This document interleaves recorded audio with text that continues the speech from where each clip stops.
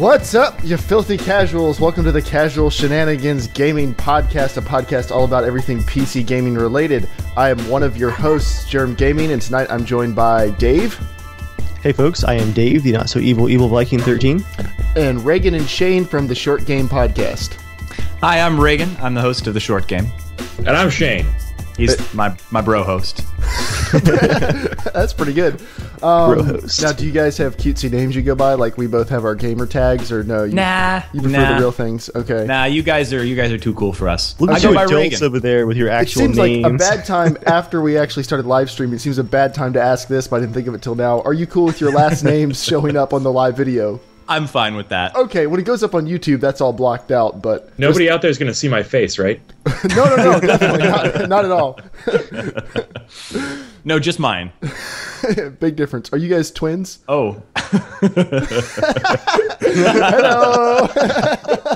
Oh, that's shunning. That's Julia. Hi, Julia. Hi, Julia. That terrible shunning. Put her name out there, too. Yes, we are twins. We are identical twins. That's right, all our lives. Yeah. Well, you have different haircuts and different Yep. facial hair and everything, so you guys look like you're definitely brothers, but you look like you could be, I could guess you were fraternal. Yeah. I'm going for the evil version of him. We started living in different cities, and then we started looking a little different. I don't know if that's connected. Yeah. Why? Oh, well, I'm not going to ask you which cities you live in. Sorry, that just got stalkerish. So where do you live? Well, let me post my address towards the Twitch chat. And are you normally up at this time of the day, or like what times? If you were going to pick times of day, where you're like, I'm not at the house or stuff. What would that be? All right. Yes. Anyway, welcome to the podcast. After that horrible creeper opening, please don't leave. And we start the podcast as we always have for the past 3 weeks. With Patreon shoutouts. If you support us on Patreon, we greatly appreciate you throwing your money away on this podcast. And our Patreon shoutout this week goes to WELD. All uppercase, no other name. So WELD, thank you for supporting the podcast. It's a good name. It is a good name. And now we move on to the news. We have a lot of news tonight as normal. Okay, have you guys heard of Roccat? The peripheral maker, or Roccat. They probably say Roccat, but it's R-O-C-C-A-T. Oh, yes. Sorry, what's their main peripheral thing that they make? I know they make a lot of mice. The rat, right? The rat. Yes. Yeah, okay. yeah. Wait, I'm definitely familiar with they that. make the rat? Wait, isn't that... Yeah, that was someone else. Is it Mad Cats or something? Yeah, that's Mad Cats. Thing. Yeah. Oh, okay. I had one of those for like a week, and then I was spending like an hour a day tweaking and adjusting everything to make it perfect for my hand, and it was just terrible. So I went back to a non-adjustable mouse.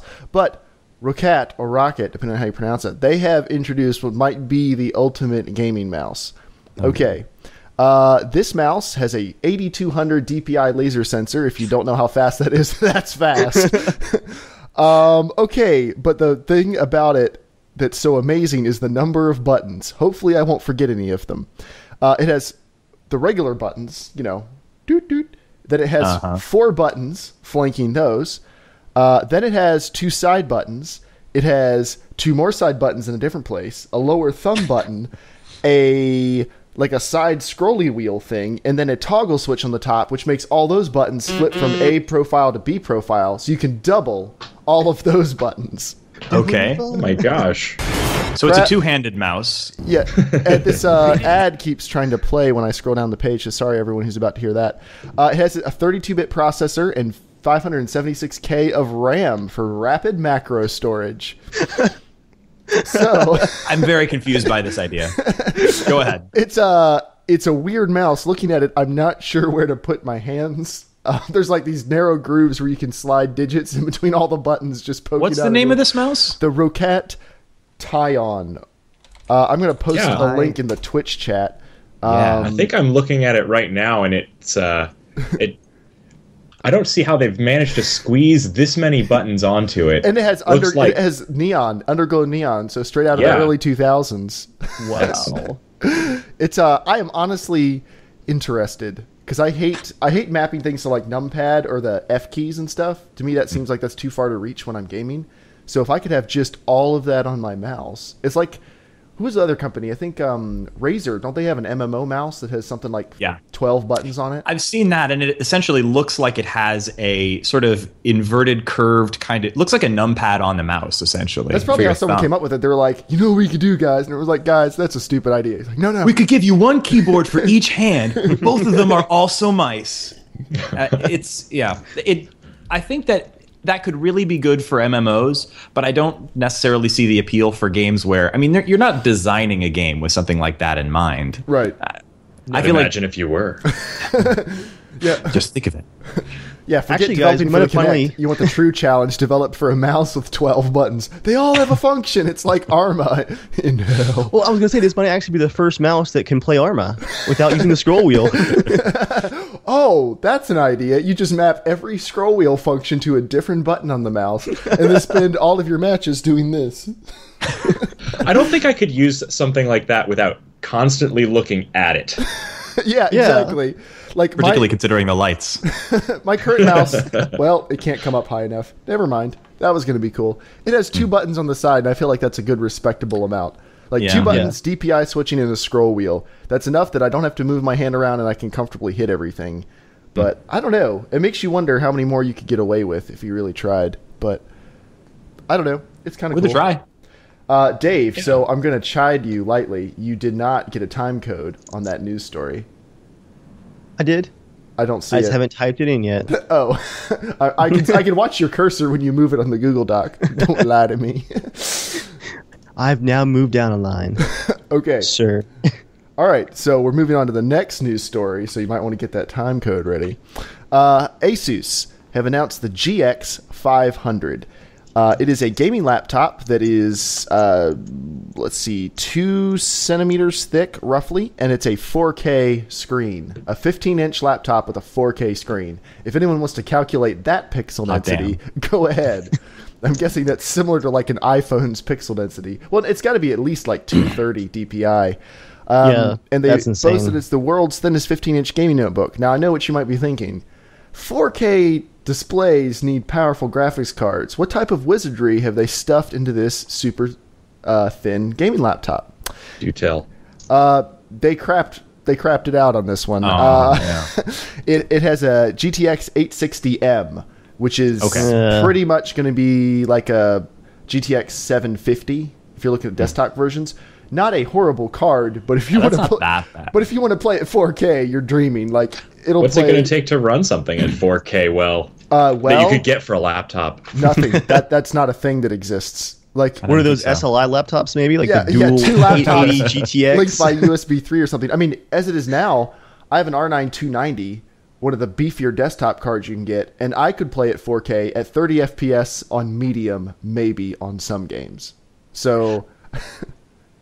I've been saying for years, I mean, you've seen some of these things on the web where people are creating these sort of hacked together external graphics card solutions for laptops. And I'm still shocked that hasn't hit the market as an actual product, because I think we're still in this position where these laptop graphics, or the displays, are getting better and better. I've got a Retina MacBook Pro that just the display, it's not 4K, but it's a stunning display. But you can't get a graphics card into a laptop that will run that display. It doesn't exist. No.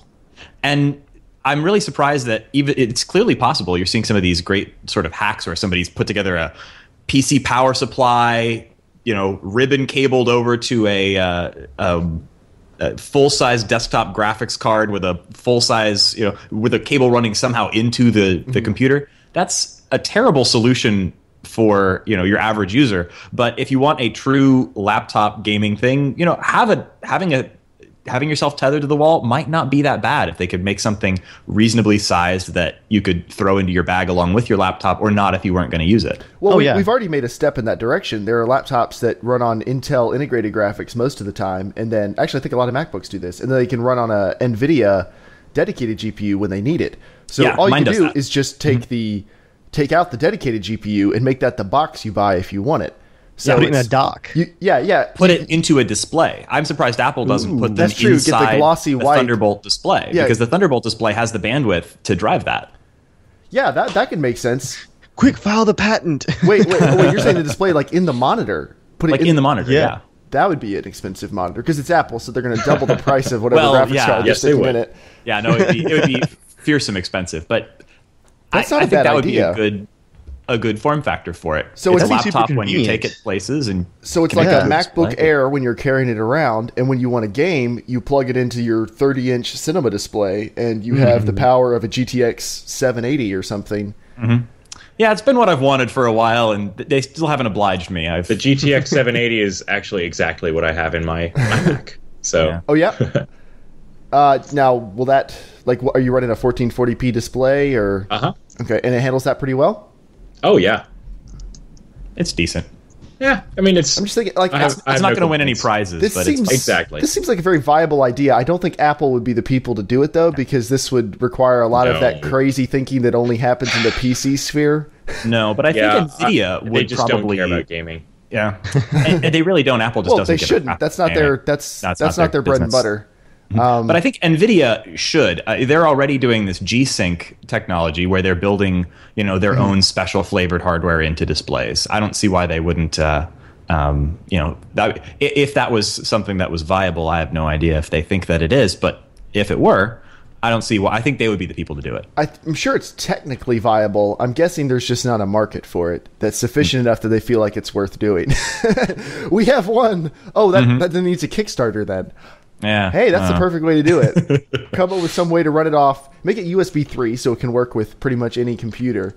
Figure out an external GPU. You know what you could do to make it small and not consume much power? Just get a couple mobile GPUs and SLI them. So you're not getting one big desktop graphics card. You could just get like a couple cheap mobile ones and set them up in a little box like that big. I'm really excited about this. This seems really doable. As not an electrical engineer, this seems really doable. I feel like if I could just meet somebody who can do all the work, my vision would just, Your vision. Hey, I filed Our the patent vision. before the show started. Our vision. I'm sorry. Yeah, Jeremiah, with that kind of attitude, you can totally just start a mod team. Like, I had this great vision for a total conversion mod. I just need some artists, some programmers, some developers, some designers. Maybe a writer, a couple of idea guys. Well, you've seen those, Yeah. you've seen those Ideas are job pretty postings that people slim. are like, I can't pay you, but I want to give you 20% share in my company. I've come up with a better Facebook. I have all the ideas. I just need you to build it. It's going to be a Facebook, but private. Which makes it way more useful. So yeah, that's the Gx500. They have not announced prices, but it's a 15-inch thin laptop with a 4K screen, so the price Yeah, I'm is scared. more than you have. Yeah. Start saving now. I mean, that's faster and better than the Razer Blade, which is about a $2,000 laptop. So let's just say $3,000 just for grins. Sounds amazing. Sounds like Apple. Yeah. I won't lie, if I was looking for a powerful laptop, I would consider that, if for nothing else, just for working on it. Like, that's why I want a 4K screen. As soon as that Asus 28-inch drops in like 2 weeks, I am ready and waiting because I want it for work. I'm planning on gaming at 1080p for a while, probably. Yeah, if you're going to run like Premiere or something on that, I could see that. Oh, Dave, sorry. We're not doing these news stories in order, so get ready to scramble. Oh, goody. Speaking of 4K monitors, segue, one of Intel's senior executives, Kirk Skolgin, and I'm pronouncing that wrong, I guarantee it, he is predicting that 4K monitors will drop below $400 by the end of the year. Now, this is TN Nice. 60 hertz panels, so no fancy IPS dropping. Not so nice. No, but you ought to read reviews of like this new Asus with the TN panel. The reviews say I've it's seen better the than a reviews, lot of yeah. cheap IPSs because it's such a nice panel. It's dithering the pixels up to about 10-bit color reproduction. And It's not bad. it's pretty good, yeah. So, also, side note, OBS says it's dropping a few frames, so I guess Twitch is crapping again this evening. So, sorry, everybody. But, unfortunately, most of these cheap 4K monitors are probably going to be from people like Envision and AOC, so not like the best hardware manufacturers, but if you want one, someone will make one, and I guess you can probably expect the Korean monitor manufacturers to be all over that in a couple months. But, yeah. So that's that. If you're looking for super cheap 4K, you might want to hold out. Might want to give it more like 18 months. Yeah, if you want really good cheap 4K, you might want to keep waiting. But if you're looking to do the cheap version of that, which I'm guessing is like a $200 graphics card with a 4K monitor, so you can game at 11 FPS on low, someone sells a product that you might like. Okay, next news story: Xbox One. is not a PC, so we don't normally cover it on this podcast, but it has a pretty nifty controller that a lot of people really like. They spent a buttload of money upgrading this controller compared to the Xbox 360 controller. I've never personally used one, but I hear nice things about it. Dave, you led America to victory in the Battlefield Showdown using one of these controllers. How did you feel about it? Well, it was before the launch of the Xbox One, so I'm held by an NDA by Microsoft. No, I'm not. No, it was pretty great. Like, actually, the texture I liked a lot. Like, I have one of Joel's old broken controllers right here from the 360, and it's decent, but I hate that plasticky texture.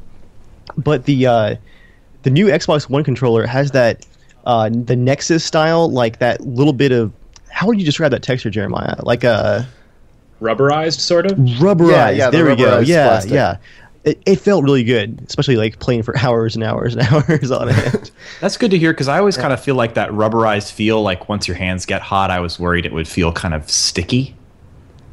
Yeah, I think for me the plastic feels much more uncomfortable after long amounts of time. Well, yeah, I've gotten a chance to try that controller.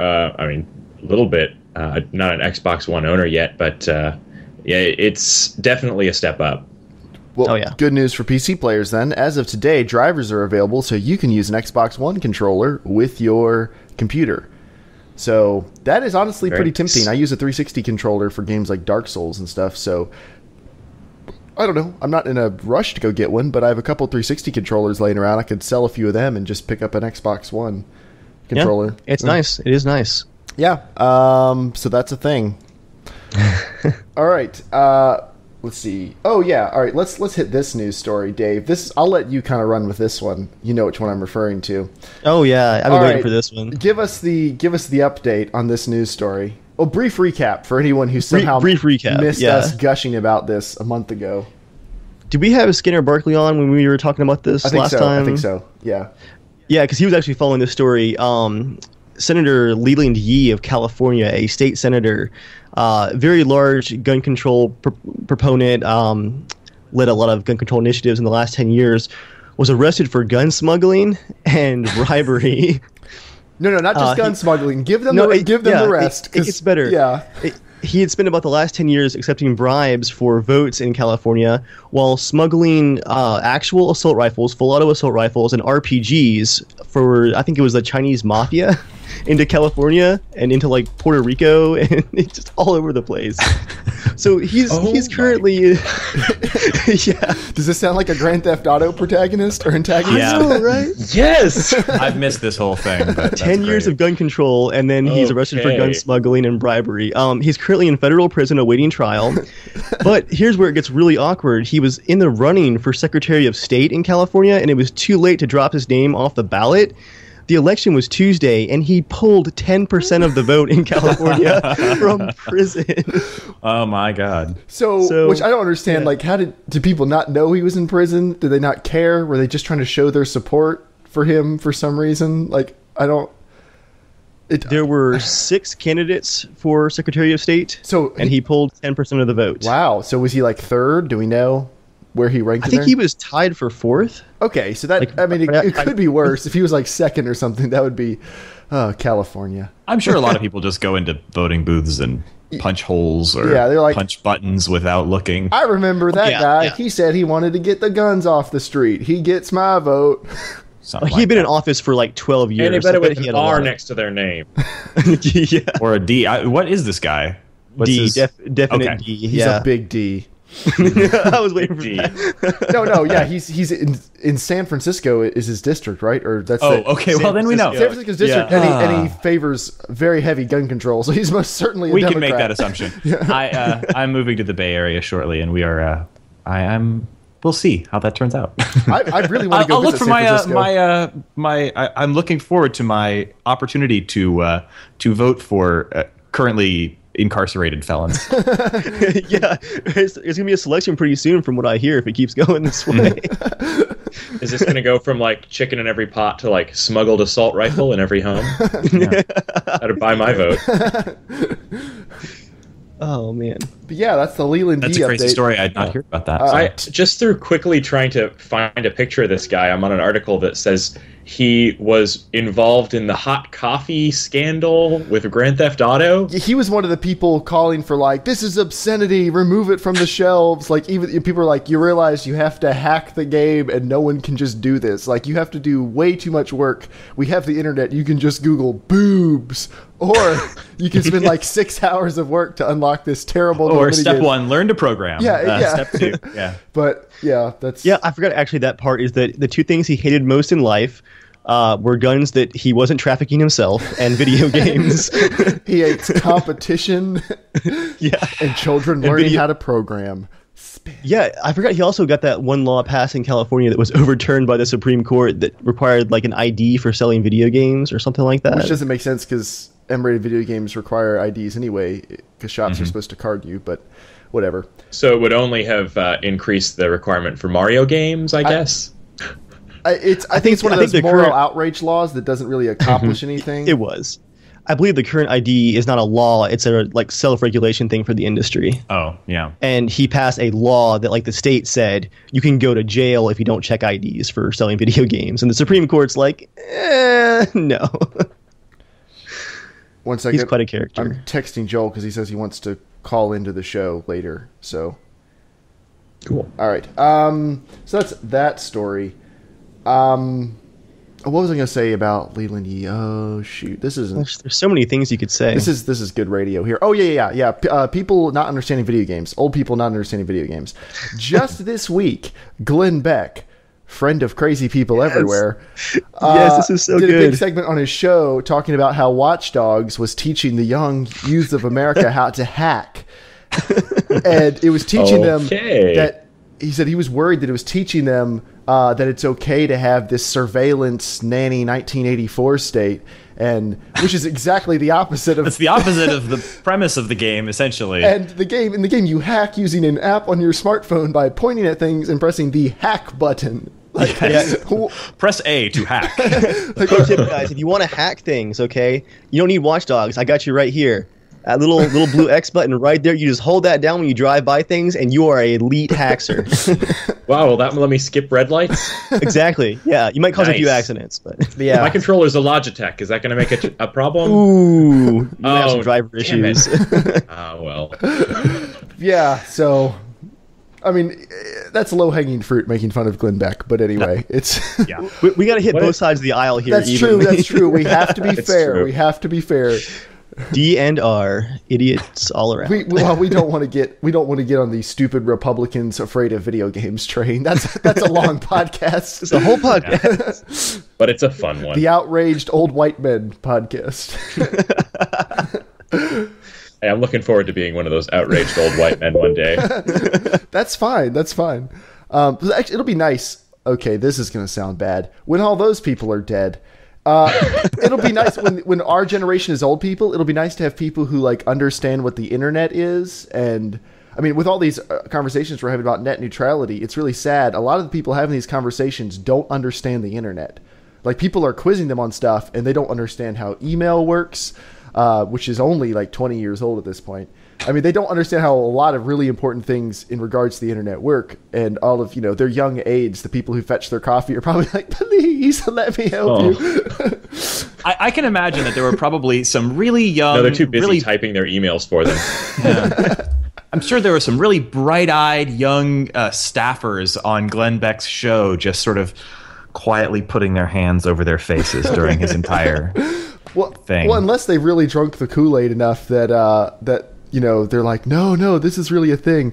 I remember when the whole Obama's birth certificate thing was a big national news item for like 2 years or way longer. Something so boring should never be a news item. InfoWars. Have you guys heard of InfoWars?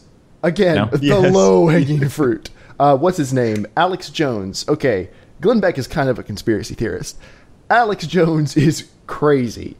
There's a video of him out there. I've seen it on r/cringe of him wearing full-on Joker like face paint, like a Joker suit. He's pretty overweight too, handing out flyers with Obama's face on it as the Joker while yelling at cops as his cameraman follows him around the city. Like, he is just a total. He's a character. And he's like a very much a fearmongerer.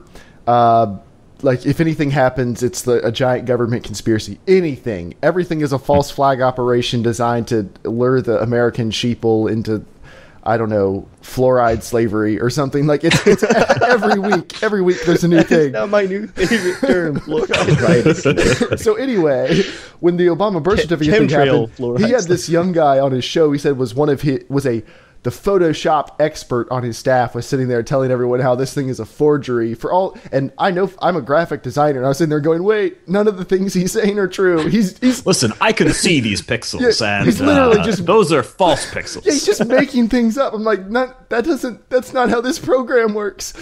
But people believe, Photoshop. Photoshop is the magic wizard's potion where you can make everyone's dreams come true. So, well, that is kind of it is if you're really good at it. But anyway, so what is it going to be when we're old? Like, and the kids are. What are we going to be yelling at them about? Like, get out. Take off your Oculus and look around your room for a chance. Or stop hacking your brother's brain and making him throw up. I don't know. From your smartphone. From the smartphone in your head. Yeah. The single mental people just have press. glowing Apple logos right there in their forehead. Cool. Well, oh yeah, you like Apple stuff. So I saw your eyes light up. I would try it. I mean, you don't know it's bad. I mean, I'd let everybody know that I had an Apple head, right? Actually, that's cool. the important part of owning an Apple product is letting everyone else know. So then you got to replace your forehead every 2 years. Yeah, I'd replace my forehead right now. Why? It's so young and wrinkle free. You got to ride that forehead out. All right. So, The Witcher 3 coming out. It was delayed until 2015. Are you guys pumped about this? Okay, I am so pumped. Have you guys seen the about trailer? The Have you seen the trailer? The new one today. I watched it this afternoon. Okay, everyone in stream. How many times? Is going to watch I've it only right watched now. it once. Okay, well then I feel good. I don't have to send you guys a link. I can just drop it right into the stream. So, everybody, we are now going to watch the Witcher 3 new trailer that came out today. Enjoy. So, that is The Witcher 3 Wild Hunt. And it looks pretty darn awesome. And it is officially, they announced the release date today. It is launching February 24th, 2015. Oh, that's such a long time. Such a long time. It is a long way from now, but it's going to launch simultaneously on the PS4, Xbox One, and PC. All three versions are identical, offering more than 100 hours of open-world Witcher gameplay, which makes me extremely excited. It is next gen only. I'm so excited. Yes. Yeah. Oh, there's no way you can make that I take wrong, it then that you guys are pretty big fans of The Witcher 2. And The Witcher. I've read all the books, all the English versions of the books too. Okay, you both beat me then. You both beat me. I love the entire series. I didn't get that into the first Witcher game, but I decided to give the second one a shot because it was so well regarded, and it is probably my favorite PC RPG of all time. Nice. I absolutely love that game, and so I'm really really looking forward to this one. I've played Witcher 2 twice through, and I rarely do that with RPGs, and it's just a gorgeous, amazing game. I love that game. Have you? Did you play the enhanced edition of the original one, or yes? Okay, yeah, I didn't catch play it until it had been out for a while. Okay. So by the time I got it, it was already the enhanced edition. I discovered that game. It's the only period in my life where I've had a time. I was off from school for winter break, and it was the only winter break where I didn't have a job. So I had nothing to do all day, and I installed it when I got home. I was like, let's give this a try. And then every day, it was just like 6 or 7 hours a day of nothing but The Witcher. In my body. And it was glorious. That since Fallout. Yeah. Which, Fallout 3? New Vegas. New Vegas. Nice. Dave's a big But New Vegas Fallout fan. 3 also. Killer game. I'm really looking forward to this one because it seems to sort of expand on the lore a little bit. As far as I can tell from the trailer, it's got Yennefer coming back, or Yes. like that. Pretty sure that woman in the trailer was Yennefer. It looks the one with the white hair. Yeah, so. yeah. Oh, looked like that's her. actually Siri. Oh. Pretty Okay. huge character from the books. She is going to be an amazing character. I don't want to say anything else, but Okay. holy crap. I haven't read the book, so don't Yeah, spoil just- anything for did me. the, if she's in the game's going to be nuts. Awesome. Did the king sound like he was voiced by Tywin Lannister to anyone else? Yes, that's Hugh Dancy, Is it- right? Is that his name? Is that his name? I can't remember his name. I think that's his name. Anyway, yes, I'm pretty sure that's him. So or it awesome. sounded like him. Really, they could just... He is Everyone phenomenal. from Game of Thrones, they could just get to voice that show, voice that game. It'd be pretty good. It's such a crime there hasn't been a decent Game of Thrones game, even though there have been Yeah. at least 2 games. I think both of them have been big Well, disappointments. Telltale's going to do their Game of Thrones stuff. Right, I heard about that, and then I forgot all about it. You've just reminded me. Yeah, so I love Telltale. We can assume it's going to be of similar quality to The Walking Dead, but that may not be like, I want a chivalry medieval warfare mod called Game of Thrones. Like, I want that type of Game of Thrones. I want the hack everyone up. I want to play as the Mountain. That's my ideal Game of Thrones game. I mean, what are you going to do in the game? It's going to be like a text-based RPG where you wander around King's Landing backstabbing everyone? Like, I mean... You could play that. I'd probably give it a try. But then you play as some characters, and really all they do for like 30 hours is just walk. I mean, that's... think about it. That's like the last 3 seasons of the show. That's been, Arya's story is... I kind of want a dragon rearing simulator. Now, see, that's the thing. That's the problem with making a Game of Thrones game, is some of the players super boring. Some of them would be like, if you can ride a dragon around lighting cities on fire, it's like Lair, but good. Lair, wasn't that was one of the PS3 launch games, wasn't it? It was the horrible dragon combat game. I think you might be thinking of Horde. No. No? I think it was called Lair, and it was one of the only games you could use the 6-axis on the PS3. Like, you tilted it to control your dragon. Somehow missed Sounds that. awesome. Well, most people did. It was universally panned as being horrible. But, yeah. So anyway. Okay, yeah. But they're going to have a couple different versions of the game. You can get things that come with like the soundtrack, maps, stickers, art books, and even one version has a statue of The Witcher, of Geralt fighting a griffin. So if you want that is a thing that is available. I watched the behind the scenes video that they posted on that today, and the creation of that was pretty cool. They created that statue after like 100 different concepts in their like model studio at the game studio. And then it's cast in polystone, so it actually feels and weighs like stone. And then they're all hand painted too. Wow. Not like, it's It not looks beautiful. machine painted. Every time I see a collector's edition of a game I really like, I really want to buy it, but then I think, what on earth am I going to do with this stuff? It's just going to sit there. Like, I'll flip through the art book and go, oh, that's nice. I want the art book really bad. And then I have a weird really statue I have to explain to everybody who ever comes to my house. Hey, what's that? Why do you have a statue of a shirtless man fighting a bird? It's a griffin. He's half lion. You don't understand me, Mom. That's my Geralt isn't a man, he's a mutant. He's not a witch, Mom. He's a witcher. It's different. Yes, he does use magic and kill stuff. It's a different. griffin, not a pigeon. I'm pretty confident if I bought anything like that, my wife would leave me. So I'm not even going to try. I think my wife would be okay with it as long as it was like in my office, in a cabinet or something. with a opaque front, so you can't see it unless it's open. So You can Dang open it, the I door was digging occasionally. through your sock drawer and I found a man fighting a griffin. it's like, that's for secret nerd time. But you get the beautiful little Witcher pendant, which, you can wear. Vibrate your shirt whenever another game comes out. It'll match your fedora. Yep. I am a little tempted by the art book, though. Those games are absolutely gorgeous. I do like art books, but again, I don't know what I'm going to do with it. Like, I can't leave it on my coffee table. Would you like to see the super high-res paintings of all the naked women from the Witcher games? Or, like, and the scarred pectoral. Yeah, it's like, I just don't know what I do with that. Yeah. I actually bought the large-sized art book for BioShock 2, which is amazing. But there are some horrific mutated people in that. You bought the art book for the worst BioShock game. Congratulations. Oh. So is this beard new for Witcher 3? I mean, did they put on Geralt? Yeah, it looks like it is. Like, he looks like he's even a little bit younger. Dave, you're freezing up, by the way. He's got a little color in the beard, which is unusual. Yeah, Geralt looks significantly different in each game. They've made him more handsome. In the first game, he looked bad. I think their facial modeling was just kind of crummy. But it's gotten a lot better. But the mutation's supposed to like do weird stuff with his features too, like pretty constantly. all right, so that's that story. I'm excited. I'm going to order that. Okay, Star Citizen, a game I am super pumped about. They had a meeting last week where they were going to release their dogfighting module, which was supposed to be out earlier this year, but then it wasn't ready, and then it was supposed to be ready last week, and it wasn't ready, and it actually is ready, and they released it yesterday. Oh, nice. And I played that today. After like a 2-hour patching process, I think their servers were buckling under the load of the entire internet. That is pretty fun. Now, it's called Arena Commander, and you just go in and fight waves of drones. And it took a couple minutes to get used to fighting in a three-dimensional space, in space, where there's no gravity or reference points, really.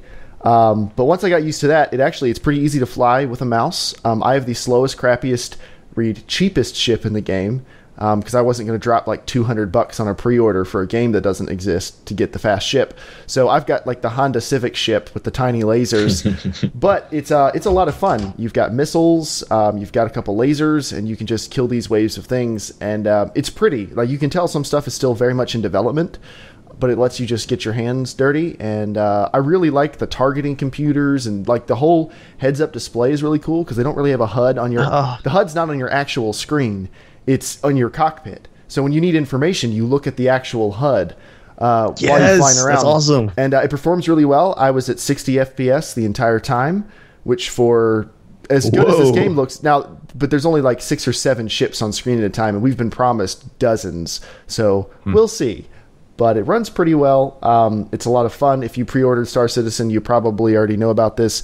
If you don't, then I will post a video. I have a video rendered out. I'll be posting the next day or so, and you can check it out. But I am now waiting for that video. Yeah, I really want to see this. Me too. I'm really excited about that game, but I did not pre-order it, and I don't know if I think I'm gonna kind of hold off and wait for the full game. I never really liked the sort of like, getting a game piecemeal. Right. I didn't even really like Minecraft in that way, but I am definitely excited about that. When the full game comes out, I'm going to be all over it. Yeah, it was one of those things where I pre-ordered it knowing that there's a very good chance I wouldn't like it or it wouldn't even come out or anything, but I'm such a huge sci-fi fan. To me, this looks like Battlestar Galactica, the game, and that's really... That's awesome. That's all I just... Yeah, I don't even I just want it to exist, even if it's not even any good. I want space games to come back. We've been so long without good space games. Oh yeah. So, all right. I've always loved space games. I grew up on what was that? Escape Velocity, that you and me played, Reagan. Oh, we come from it's like we're from a parallel world as far as games are concerned.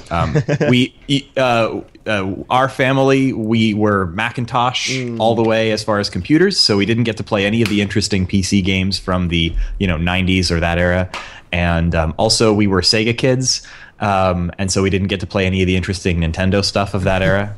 And so I've had a lot of catching up to do over the last few years, trying to kind of open up my horizons. What he's talking about is a game that nobody who didn't own a Mac in the 90s played.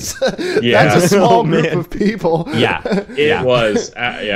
Going out of business sign in Apple's window through that whole decade. Yeah. But that game was fantastic. If that tiny, tiny corner of forgotten gaming history is interesting to you, Escape Velocity is a fantastic game. There we go. I wonder if I can find like some guy watching was like, "Oh my god, my favorite!" But everyone else is like, "No." And hey, guy, we like you. Memories. For me, I guess that would be Descent. That was my early and the first what's it called? Rebel Assault, the Star Wars X-Wing first X-Wing game. I never got to play that. Looks cool. Pretty fun. I've spent a lot of time dying in Beggar's Canyon because I was a 6-year-old who was bad at joysticks. But okay. They take grown-up thumbs. Battlefield 4, one of the worst game launches, maybe of all time, coupled with some of the worst PR handling, maybe of all time. Let's not forget SimCity, though. SimCity was bad, crowning achievement. but it was really bad for like a month, and we're going on month seven of Battlefield 4. But they released a patch this week that honestly surprised me a lot. Now, Dave, I played it while you were busy crashing your computer over and over. Have you gotten a chance to hop in and play it yet? For an hour, and then my computer blue screen because of that stupid bad dim stick. But yeah, I got an hour in at least. So what are your impressions? I was telling Edgar, I did something in Battlefield 4 that has not happened since Battlefield 3. You had fun. I took fire. Oh. He said the exact same thing. I took fire, got a hit marker, and then actually was able to respond and like turn and engage the threat, and I won the firefight. Nice. Like the server was that responsive.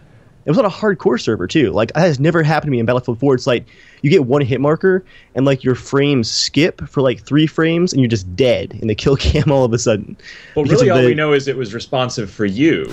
Yeah, exactly. The guy on the other end was maybe lagged out. That's a fair point, because right after the guy did type "really" into the chat, so that's true. You never know. But it was smooth the entire time I was playing it. I had one small rubber banding incident that was like a second, and that was it. But other than that, like, it played better than Battlefield 4 has ever played for me. Now, Battlefield, it kind of goes back and forth. Some days it's better, some days it's worse. So I'm not ready to call it fixed yet or anything. But I was very surprised, and kudos to DICE. I mean, we're way past the too little too late stage, but kudos to them for still sticking with it, at least somewhat, and working on it. It seems like they're really making traction now. You do have to go into your options and up your, what's it called, the network refresh rate? What are they calling it? Network frequency update. Something like that. You got to go into your game Yeah. options, and you have to bump that up. Bump it all the way up to high if you have decent internet, and just if it doesn't perform well, bump it down. But that ups the tick rate of the server, or that you're communicating with the server, and you will have a much better experience, and it's a lot more fun. Now, this news item, Dave, did you just add this one? Yes, I did. Okay, hold on, let me cue it up. Battlefield Hardline just had a trailer that was apparently released very recently, and we are going to play it live. We have not seen this before, so hopefully it only goes to 720p. Yeah, I'm not sure what's up with that, but All right, we're going to watch the new Battlefield Hardline trailer that just released, and then we will discuss. So here we go.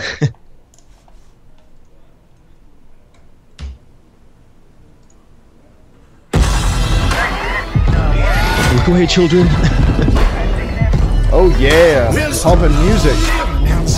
Not all like Call of Duty.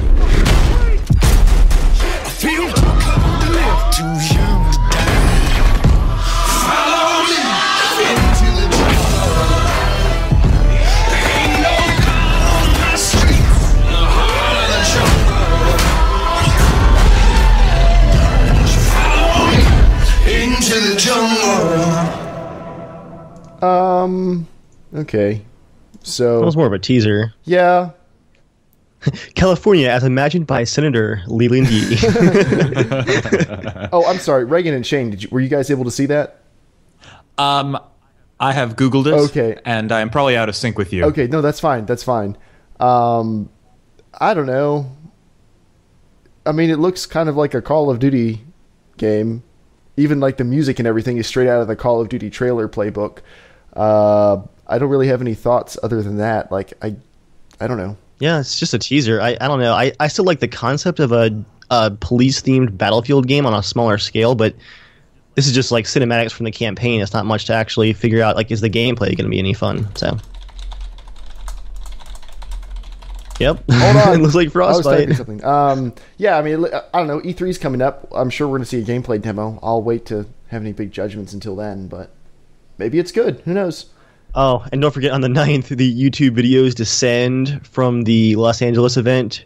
That was about 15 people that got flown out to play it, so there'll be a swarm of videos coming out, I'm sure. I've seen channels that have like 15 videos up about Hardline already. There's not that much information, but they all have like Battlefield Hardline beta? ? Clickbait! There was one guy who had an entire video. It was 7 minutes long, and the contents of the actual video were 3 still captures from the one that EA pulled, the leaked one. It just cycled between the 3 stills for 7 minutes while he talked about like a bullet point list of known leaked info. That was the entire video. It was the 3 images over and over. Great. All right, we are now moving on to mail. Mail time! Our first bit of... Sorry. Thanks, Joel. You can write into the show at casualshenanigans@gmail.com if you would like to be a part of the show. Our first bit of mail comes from Terry, who writes to us and says, "Hola, do you need a job? Sorry for unsolicited email." No, thank you, Terry. We're good. That was it. I feel like that's spam. No, we have a real email. But he emailed asking if we wanted a job, so I don't know. It's listener mail. We read it on air. You never know. You should ask him how much it pays. Okay, so we have a real one from Tristan. He says, "Hey guys, I'm thinking about upgrading my first gaming PC. my current system specs are this. AMD Athlon X4 750K. It's a basic AMD quad-core processor. Overclocked to 4.02 gigahertz, so he's squeaking out that extra 2 megahertz there. It matters. A Radeon 7770. It's not a 770. It's a 7770. 1 gigabyte, 8 gigs of RAM, 600 watt power supply, an MSI ATX micro motherboard, and a Western Digital 1 terabyte hard drive. Here is his dilemma. He's thinking about upgrading the CPU or the GPU, and he's having a hard time making the decision. If he upgrades the CPU, he wants an Intel Core i5 4670K with a Asus Maximus Hero motherboard. Very nice motherboard, very nice processor. But if he upgrades the GPU, he wants an MSI GTX 760. He said, can you help me decide if you have any better suggestions? My price range is between $300 to $450. He wants to try to keep the price down if he can, which is why he chose the 760. So, does anyone have any wisdom for our friend Tristan? The CPU he described is the exact same one that I have, and it's been fine. I can't say anything really exciting about it. The 4670K or the 750K? I'm sorry, which what? Which CPU do you have? The Intel. Okay, the 4670K. Yeah, that's an awesome processor. That would be a nice upgrade. We're assuming he mostly wants to game, in which case a 7770, that's hard to get by saying. That's a crappy card. No offense. I would probably do the graphics card first. Yeah, I would probably, because you can always do that CPU and motherboard switch out later and keep that same graphics card. I think you'll get more oomph more quickly from the upgraded Didn't Intel graphics just card. delay their new processors, or maybe that was mobile processor, something that. Yeah, the Intel has delayed their next round. What's the name? Maxwell? It's not Haswell. Maxwell? Yes, I think so. It's the last clock. Yeah, Maxwell House. But for $300 to $450, that's a pretty big range. For $450, I would get an R9 290, which you can actually get for about $350 on Amazon, because that's going to be between a 780 and a 780 Ti. I have one. It is fantastic. If you want to go uber cheap, you can pick up one that someone abused for Litecoin mining. You can find those on eBay for like $250 right now. So, but wow, your power supply will for run as long as it lasts. Well, but if the fan burns up, then you can just get a replacement heatsink and fan, like a nice aftermarket one, for like $90. So you're still really coming out on top. Unless the CPU itself burns up, but that almost never happens. Like, when's the last time you killed a graphics card? Yeah, unless the fan dies and you're like, no card, you're gonna work for me right now. just blow on it. Yeah. So that I'd recommend upgrading. If you wanted to stick with NVIDIA or something, you could. The GTX 770 or 760 is an okay card, but for your price range, I would minimum get a 770. It's gonna your processor's gonna bottleneck it a tiny bit, but you figure you want to keep this card for a couple more years, take it to your next processor for your next build. You could also get like a $300 card, and with the rest of your $150 budget, get a solid state hard drive, because if you're running everything on a Western Digital Blue 1 terabyte, you don't know what fast is yet. You'll feel like you got a new processor if you get a solid state hard drive, because everything will just work quickly. And you can everything feels less crappy when you don't have load screens. Exactly, and you can get a 240 gig for about $130 on sale now. So that would fit right within your budget. Spend $300 on a graphics card or $250 on a graphics card, whatever, and get a small SSD. The Samsung 840 EVO is an excellent choice if you don't have one picked out. And that's what I would do. That's what I would recommend. Definitely. But if you have any more questions about that, please let us know. All right, so that is that. Now, for our main topic, you may wonder why we have these two similar-looking gentlemen with us tonight. Who just beeped? Sorry, that was my watch. watch. Okay, that's okay. Oh, you're like, it's time to go. Nope. Enough of this. Okay. Our guests tonight are the hosts of The Short Game. Now, if I tell you about The Short Game, I will not do as good of a job. So I'm opening the floor up to you guys. Give us like... Wait, The Short Game, is this about Joel and his gaming, perhaps? Give us like... It's a golf podcast. We talk about putting for the most part. Actually, there probably is one of those. What is the short game? All right. The short game is, first of all, it's a relatively new podcast. We've only been doing it for about 10 episodes now. And we are, well, long story short, it's a show about short games, as you can kind of guess from the title. We're pretty recently. It's about fitting games into your life, you know. Yeah. My experience has been that as I got busier with my life, I like completing games. I like playing for story a lot of the time. I'm not as big of an online gamer. I think that kind of goes back to that history I was talking about with not having a PC play on back your in the own 90s. because you never knew anyone else who had the games you did. That's right. Yes, we had these weird games that no one had, and so I really like playing games for story. I like completing them, and so it's really hard to do that sometimes when you've got these games. Like, as much as I love The Witcher 2, it took me a year of 2-hour gaming sessions fit in once a week in order to beat that game. And then I beat it again on a long weekend within, that was pretty quick. But the show is really meant to kind of act as a kind of a place to go as a resource to hear details about games that are going to be something that you can pick up and enjoy and really get through and get a lot out of, and really then be done with and be able to try something else and within a short period of time. So we've been featuring a lot of games from the sort of indie game scene and other sort of smaller experiences. Shane, do you have anything to say about the show? Sorry, I'm not very good at selling my own stuff. No, you should. Here. You should. It's a fun show. I like it. Thanks. Yeah, I think it's... for me, the show was a way to just kind of connect with my brother, because we're on different coasts now, or different parts of the country, and a way to kind of... We should mention that we are two of the three hosts of the short game. Our really good friend Nate wasn't able to make it for this show tonight, so he is at a funeral. Yeah, really lame. Yeah. Party pooper. I know, jackass. I'm so sorry. Yeah, but it's been really nice to be able to kind of get into games that are a little bit more off the beaten path.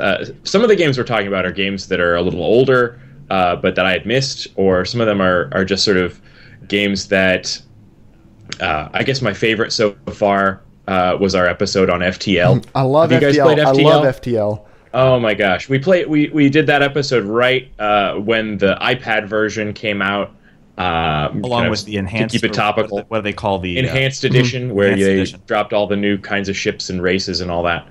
And it's definitely been a great kind of way to try out smaller games that I'm able to just sort of get in and out of in between these shows we're doing every week. Mm-hmm. So here's how this came about.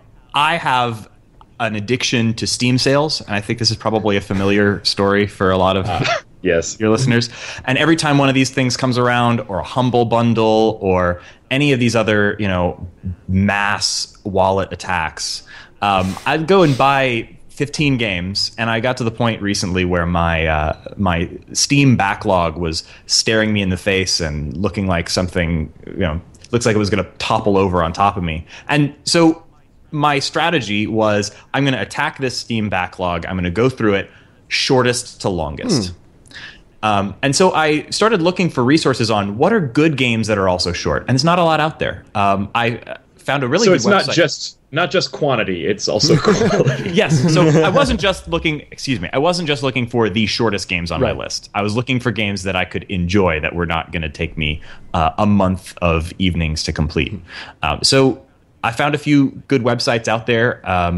If you're interested in kind of doing the same, one really good resource that I've used a lot is a website called howlongtobeat.com. How Long to Beat. I will type that in the notes. Mm-hmm. How Long to Beat is a sort of a forum where people can post how long it took them to beat games, and they actually do some really interesting statistics. People go on and post what platform they played the game on, what whether they were playing just the main plot or the main plot plus extras or a total completionist with all of the collectibles or achievements or whatever else might be in the game.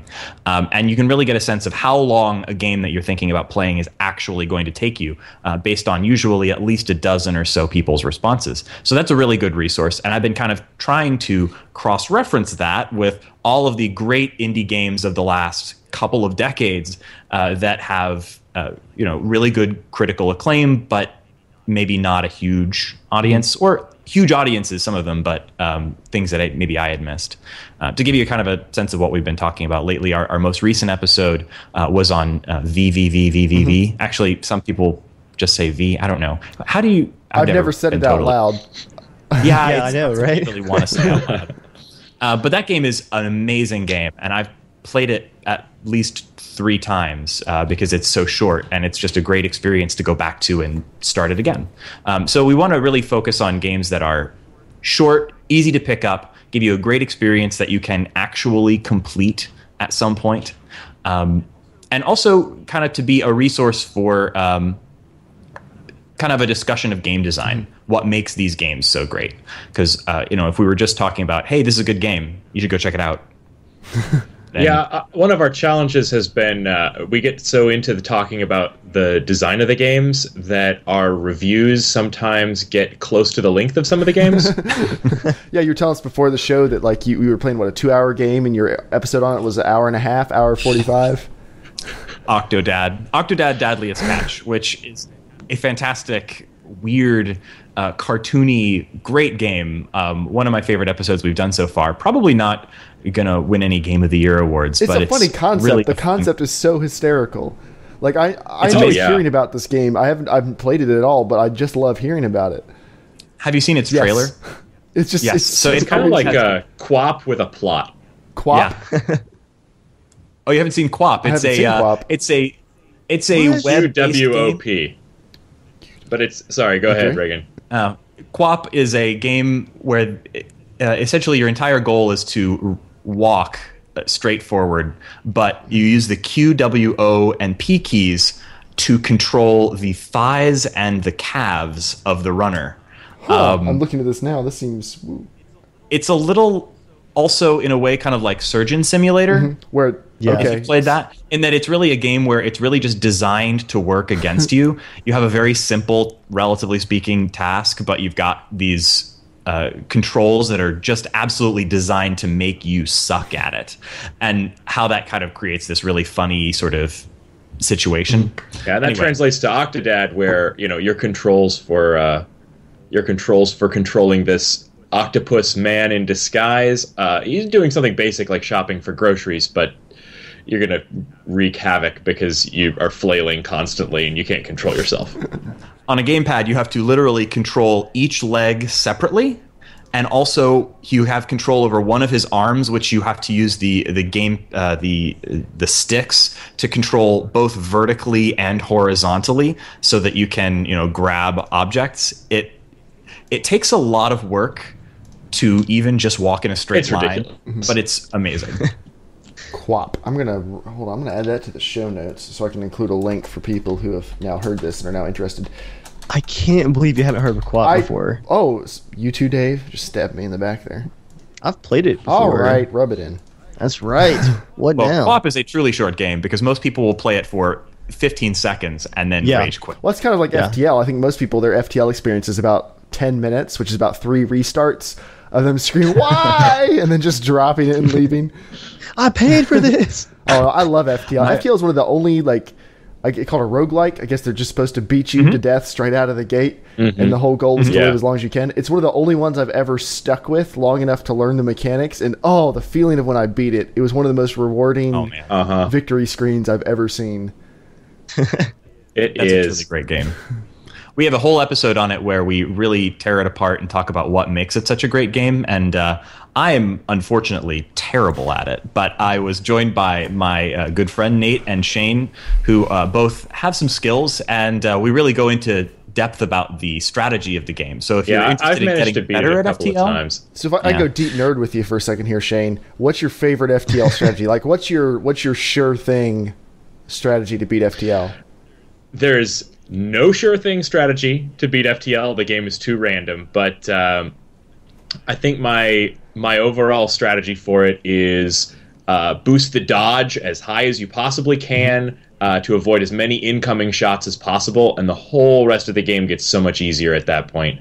And then I like, just for fun, I love to do a boarding strategy. That's mine. It's as good as any other way to beat the game, but it's just so much more satisfying, and you get a lot more scrap. That was my plan. Is I went with a 4 Mantis boarding party. It took probably 25 tries of doing this before I was able to like finesse at what galaxy I needed to be upgrading stuff in, or what system, when stuff needed upgrades, what I shouldn't upgrade. But yeah, it was very rewarding. When I got to the final ship, though, it was pretty much just pausing like every 5 seconds to lay out the next set of commands to keep everything going. But oh yeah, if you're playing the boarding game, you are going to have to pause every 2 or 3 seconds of real time or more. It's micromanaging at its finest. It's just so much to keep track of. Every single guy and their health and all the systems and every bad guy. And somehow, fires that even though you've destroy everything, somehow, even though you've got this this micromanaging to do, it still manages to feel really like fast and thrilling because it's you can take that thing off of pause any moment and things will just happen. But you can pause and really just take a little bit of time to plan out your moves. It's just an amazing game. I also love FTL in that it's one of those games where you can sometimes sometimes you die in 20 seconds and you have no idea what happened. Like everything was going great. You launch into a system, you land in an asteroid field. They dump a couple missiles on you immediately. You're on fire and everyone dies. But there are those also ones where it's just a slow death that's dragged out over like 5 minutes, and the whole time you're thinking, I can do it. But inside you just know this is it. Like this is going down. Oh, I love that game so much. That's the fun of the game. It is. It's a great game to lose at. It's a great game to lose a couple times, to walk away for a week, so I can keep my sanity and then come back to. It's also a really fun game to watch streamed on Twitch. It's one of those games that it's great to see somebody who's really good at the game play the game and tell you about their strategy as they're doing it. I'm not usually I don't watch a whole lot of Twitch, but that game is just riveting to watch on Twitch if you get somebody who's really doing a good job of talking you through their strategy. Yeah, I should look that up. I've never seen someone who's really good at FTL play it. I had to look those up on Twitch. Yeah, believe it or not, the people that are really good at it can reliably beat the game. And that's so far beyond my skill level. Our co-host Nate is one of the better players of FTL that I have actually talked to, and he has managed to get through the game and is now pretty good at beating it and is going through and unlocking all the ships. I don't know if you've gone through and unlocked a lot of ships in the game. A lot of them require such specific goals that I'm just not that interested. Like, I don't want to go through and do that specific thing to get the goal. Yeah, some of them, like the crystal ship, you have to hit a very specific sequence of random events that if you miss it on like sector 6 or something, you haven't seen this particular random event, you might as well just restart the game. So and that's how those roguelikes are. I've gotten to where if I get 4 Manuses within the first 2 or 3 systems, which isn't super common, but I can normally make it happen like 25% of the time, then I can beat it about 75% of the time. But that's with that one strategy. Like if you want me to change any aspect of it, I'm hopeless. But I can game the system really hard on one tiny little strategy. But your podcast seems like it's going really well. Did you know you're in the new and noteworthy section on video games on iTunes? What, yeah, really? I went to iTunes to the video game section today, and I don't know how they calculate it. So hopefully it's still up when you guys go look at it, or I'm gonna feel like an idiot. No, I didn't know that. You guys That's are fantastic. the 4th one that popped up. And they normally feature feature a bunch. They feature like 50 that have come out within the past. I'm frantically opening iTunes right now. Come out like the last 2 months or something. But yeah, your artwork popped up like immediately. Oh, that's fantastic. Yeah, well, we've been working our asses on it.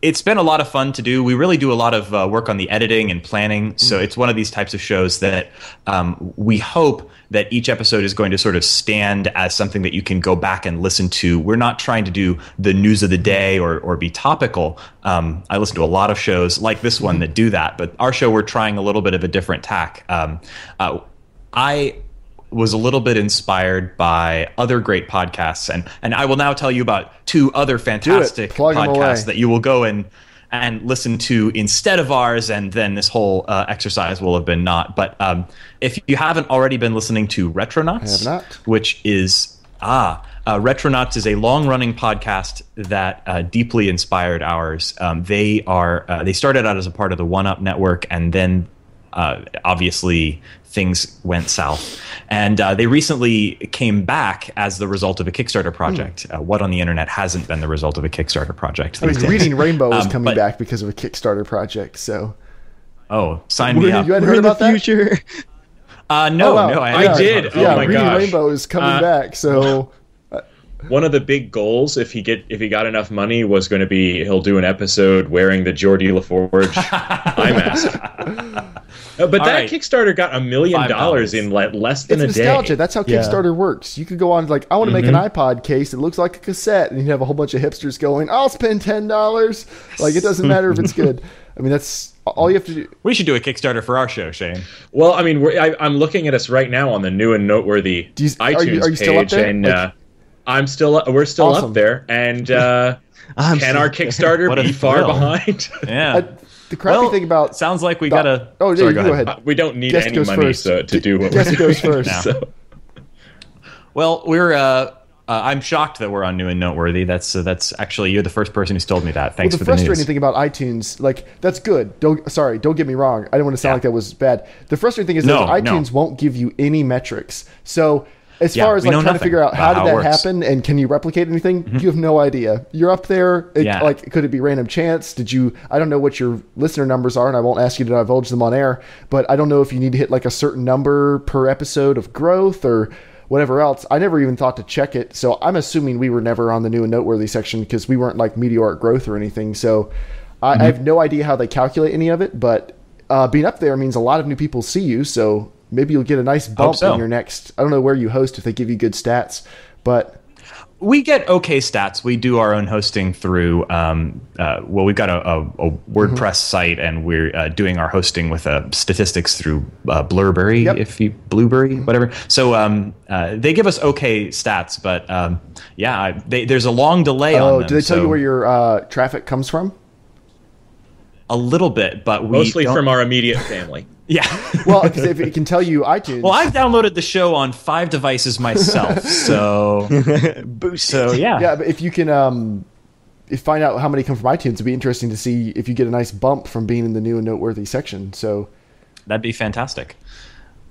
So I actually wanted to kind of turn this around and ask you guys if you had thoughts about shorter games that you'd enjoyed over the last question mark number of years. Yeah, let me bring up my Steam list so I can. I like you, am a victim of many Steam sales and have. I'll just go through a few. Braid. I don't finish most of these. A lot of these I try. I play for a few hours and then something else shiny drifts past. But I know exactly what you mean, and that's what I've been kind of trying to counteract. I'm trying to essentially change my habits about games, because I do that too. I get a Steam sale. I have 10 new games drop into my my library, and I would play all of them to 10%. And I'm trying 20 minutes of each. I'm really trying to turn that around. Braid I enjoyed. One that I played all of this. A good one. Hotline Miami. I'm assuming you guys are familiar with that. Oh my gosh, Hotline Miami was fantastic. Both of those are on our to-do list. Braid I never completed either, but it's one of those games that I really want to go back and give another shot, because I know we're thinking about doing Transistor. That's their new game. I hear awesome things about it. I haven't played it. Oh, isn't that? I'm sorry, not Braid. That's you were thinking of Bastion. Oh yeah. I knew what you meant by B-game. Transistor. I was ignoring the part about the studio. Hotline Miami is furiously hard. When it gets later on, like I spent. Yeah, I got to the next to last level, and then I never got any further. And I consider that complete as far as I'm concerned. I'll watch the rest of it on YouTube. It was the same for me with VVVVVV. I got to the third from the last screen, and that game's divided into screens that are, take you 500 tries, but each try is, 3 seconds. I had that game within my grasp. Both you and I, Reagan, have played that game multiple times and gotten to essentially the same spot and stopped. It's kind of a brutal game. And so I considered that complete. And it took me 2.5 hours of gameplay to get to that point. and then it took me another 2.5 hours on that point before I gave up. Man. Yeah. Well, nice easy one. Then I'll switch gears a little bit. Trine 2, not hard games, but fun. Like they're just kind of whimsical. Play through them. They're pretty too. They're surprisingly pretty. Super for an pretty. Indie game. We were just playing Trine 2. It's a fantastic example of a game you can play co-op. We obviously being in different cities and trying to chat with each other about games. That leads us to talking about a lot of what's the word. Online co-op games. Co-op is just easier to arrange. When you grow up as twins, there's a certain if you have a co-op game versus instead of a versus game, fewer fights break out. Because my brother and I, we do the same thing you guys do. We live quite a ways away from each other, so when we try to game together, our game is Age of Empires, because that was like the only game we had for years growing up. But it's not cooperative at all. We just mostly sit and make snide remarks at each other over Skype. I think that I seem to remember, we've mostly done co-op games since, I can't remember exactly what game it was, but a fight broke out that spilled out into a house next door that was under construction, and we wound up hitting each other with 2x4s. So, wasn't that Virtua Fighter on the Sega Virtua Saturn? Fighter will do that. Oh, yeah. I had one. It was probably that game was cheap, and Shane was cheap. No, you were cheap. Virtua Fighter, I had whichever one came out on the PS3. Yeah, that game is so cheap. It's just block. You have to get really good at blocking, but you just block for 10 minutes and then sneak a punch in. And so me and my roommate would play that. It was the exact same situation. He'd be like, stop blocking! Dave, this is Chris we're talking about if you want a visual image. He's like, stop blocking! Yeah. Stop blocking! What? Stop it! It's kind of like Super Smash Brothers. You always have that one friend who knows the super cheap way to kill you over and over. Like they're just playing as Link and spinning in a circle with the swords and just cutting you to pieces. Versus. I think we did much better with co-op games. We played a lot of Toe Jam and Earl. Never played it. That game is you weren't a Sega kid. I was not. Toe Jam and Earl and its sequel, Toe Jam and Earl Panic on Funkatron, are both fantastic games. They're very different. Toe Jam and Earl is a top-down view. It's actually a roguelike. It is. Actually, it's a roguelike and the other one's a platform. Yeah, both great, although the second one is less great. And they're a great example of a retro co-op game that you can really still enjoy today if you like those styles. And then what was that? We played that terrible... We were such Sega kids. We had that terrible 32X. Yes. And there was a really excellent co-op space shooting game for it, and I don't remember the name. Do you remember that, Shane? Shadow something. If we think of it. Anyway. That was a useless digression. Thank you. That's all right. The space is unlimited. Dave, how about you? What are your... No, I was just gonna say that I'm pretty sure I have a disease where I can't even actually see short games. I'm just like, what? All I see is Skyrim and Total Dave War. has this issue. He is a loot whore. He has done despicable things for loot. You don't even know. I found out at work today, Jeremiah, actually talking about Stalker at work, a coworker did the exact same thing. Yeah, the short version, I'm not the just only to give you a one. slight taste. Are you familiar with Stalker? Dave played the original Stalker. He was trying to figure out a way to get more loot back to the traders so he could sell it all. And he figured out that he could load dead bodies full of stuff and then drag the dead bodies as pack mules. And he would... Because ragdolls had no inventory limit. So he could fill them with unlimited guns and stuff and drag them back to the traders. So... That's brilliant. That's creative. Yeah. Were you the one who was hacking Skyrim so you could carry 4,000 pounds? Oh yeah, that's the only cheats I ever use in Skyrim or Oblivion or Fallout is inventory space, because I got tired of managing it. I'm like, I like all this stuff. I'm gonna keep it with me. My load times got really bad. You didn't take the time to learn the potion crafting to get that. I don't remember what it was called. It had giant's toe in it, where you could craft a potion that would let you carry unlimited stuff for 15 minutes, and it would always get you just close enough to wherever you were going to drop off your stuff that you'd think you were going to make it, and then it would wear off, and you would spend the rest of your evening walking slowly across. Yeah, you're walking in slow motion, easy, easy. Got that big Santa Claus bag. Easy. Don't spell it. My thing. Because you're gonna really need all those knives. But you don't understand. The pewter bowls are worth a gold. A gold. Mm. I'm the hero of the realm. I need this gold. I'm gonna spend that gold on I don't know. I've already got the full best thing armor. about Skyrim is I never needed money. I just killed everybody and took their things. So, like, you're just playing Skyrim wrong, Dave. You're just a murder hobo. Basically, well, I would also carry around different like complete sets of armor for different environments. Like I had like a snow environment outfit and like a like forest like hunter outfit, and I've got a problem. I'm not even gonna lie. I never bought a house. You see, Go ahead. You don't look like you're an actual hoarder. I can only see a small part of your house behind you, but yeah, I keep it all to the games, thankfully. In Skyrim and Oblivion, I never bought a house. I always just showed up in town, picked a nice one, and killed whoever lived there. Like, my house. Right of conquest. My favorite loot story from Skyrim, and most of our viewers have heard this one before, is when I got tired of dumping like all the jewels that you pick up, like gold bars, jewelry, like gold plates. I would steal everything that wasn't tied down. I got tired of carrying that junk around, so I used a spare room in my house to just empty the inventory. I like went down my list, emptying my inventory, and when I exited my inventory screen, my game froze for about 2.5 minutes while the game added all those objects to the world. And then loot just exploded across the room. Like, if I go into that house, it lags right now. I can actually open the door and watch the door, like, slide into my pile of jewels and loot. Oh. Can you Scrooge McDuck in it?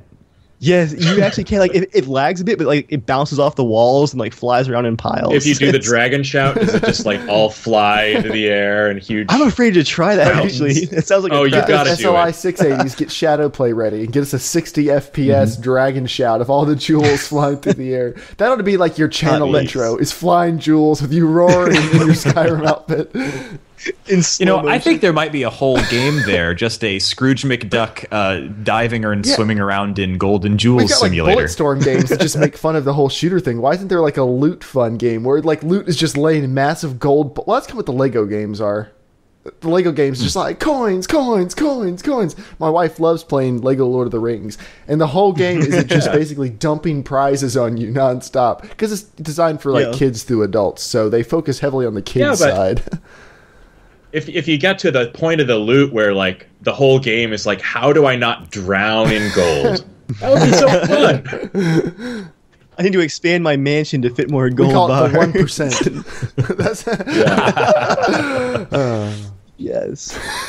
It was Shadow Squadron, Reagan. I know I'm super late to the party. But that's a very generic. The one game worth getting on the 32X. Wait, what was the 32X? Oh, the 32X was a 32-bit. It was what our add-on. parents bought us instead of getting us a SNES. Oh, yeah. It was an add-on for the Sega Genesis that added. It would stick on top. Was the Genesis 16-bit or 8-bit? It was 16-bit. Yes. Okay. Yeah. The Genesis was 16-bit. This was 32. 32-bit. That doesn't. It was basically a gigantic, looked like a hemorrhoid pillow with a cartridge coming out of the bottom that you would stick down into the top of your Genesis. And it had its own power cord, and essentially, as far as I can tell, it was a whole console contained in that thing. This sounds like your external graphics card idea. Yeah, and it was a terrible. It does. First of all, it was a terrible system because there weren't a lot of very good games for it. It had the similar problem to the Sega CD in that no one buys add-ons, and so no one makes games for add-ons.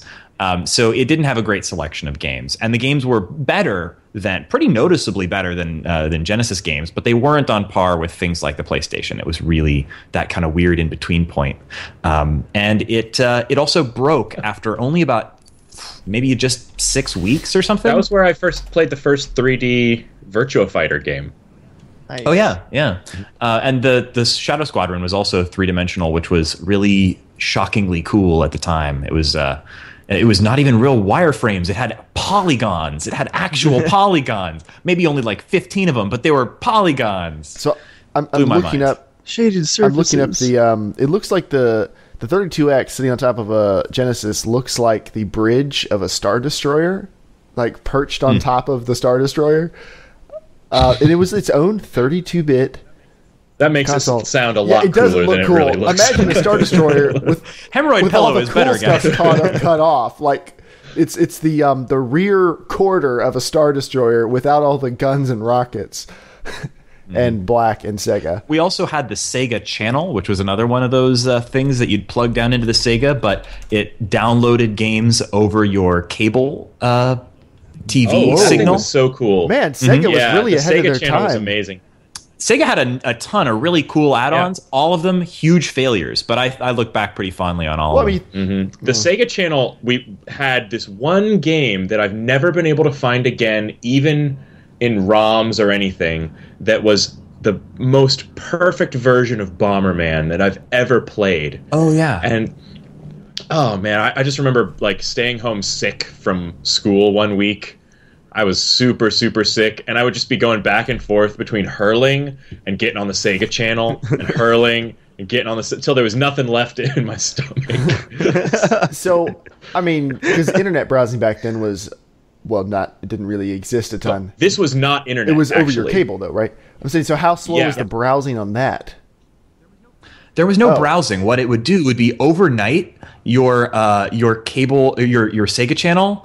Sega channel would broadcast a data signal over an actual television channel, and it was actually something kind of analog and like a typical modem signal, and it would broadcast this at periodic times, and the Sega channel had to be on, otherwise it wouldn't receive it. And if it was on during one of these broadcasts, it would receive several games, which it would store on its internal memory, and you could then go in and play those games. And then when it received another broadcast, it would overwrite them with something else. So you'd usually have a selection of like 6 games. I was so mad when that Bomberman got overwritten by like Comic Zone. Yeah, and you didn't have a choice about it either. And sometimes they would be games that were like upcoming, they hadn't come out yet, and you'd get like an unfinished version of a game. In fact, there's some interesting games that came out on the Sega channel that actually never got released. I can't remember enough off the top of my head right now. Worth checking out the Wikipedia article or something. But it was really a neat idea. It was pre-internet DLC, essentially. It sounds like it was like PlayStation Now, but 20 years ago. It was an amazing That's a really bit of interesting technology. idea. I mean, a lot of things Sega's been very forward-thinking on, but yeah, as you said, none of them were commercially successful. And you're right, peripherals don't sell. Rest in peace, Kinect. But yeah, peripherals just don't sell. So I don't know why manufacturers keep making them. I guess they always think this is the one that's going to do it. This time it'll be different. Right. This time millions of people will buy this stupid little wand that suctions to the TV or whatever it does. And now this is... I'm a real believer. I mean, I saw the Kinect and I was like, this is the future. Yeah, when they first showed you the video where they like drew a picture and held it up and the little kid on screen pulled your picture into the screen and was talking to you and stuff. Yeah, that looked amazing, but the Kinect was not like that at all. That was No. It was like a less sensitive DDR pad, but you could wave your arms the too. Kinect is you're too close or you're too far away or the room is too dark simulator. That's what Kinect is as far as I'm concerned. And even the new Kinect, from what I hear, isn't really any better. It's kind of like Siri. Like, it's close, but not on 80% of the time. And that's the problem with voice control, is it kind of needs to be on 99% of the time. Like, it has to be more convenient than hitting the one button that does the thing you're trying to get the thing to do. And so far, voice control is not there. But anyway, yeah, Ultra Grunt in chat brings up a good point. Kinect can't die. How can we dance off against Darth Vader in Star Wars Kinect without a Kinect? I don't know. You'll just have to be deprived of that console experience. Hell, man. I mean, just to bring up Star Wars, like when they demoed the Kinect, I was like, that's going to be perfect for Star Wars games. And then lightsaber game. Would have been. We've all been waiting for a proper lightsaber game with motion controls since we were all, 7 years old, right? Still hasn't happened. I don't think it's going to. Well, maybe when the Oculus Rift, but that's the thing, is like the Oculus Rift, another peripheral. If there's one I wanted to catch on, it would be the Oculus Rift, because that's more of like a new direction for the industry, which would automatically make everything else more awesome. That Star Citizen might make me buy an Oculus Rift when that's fully supported.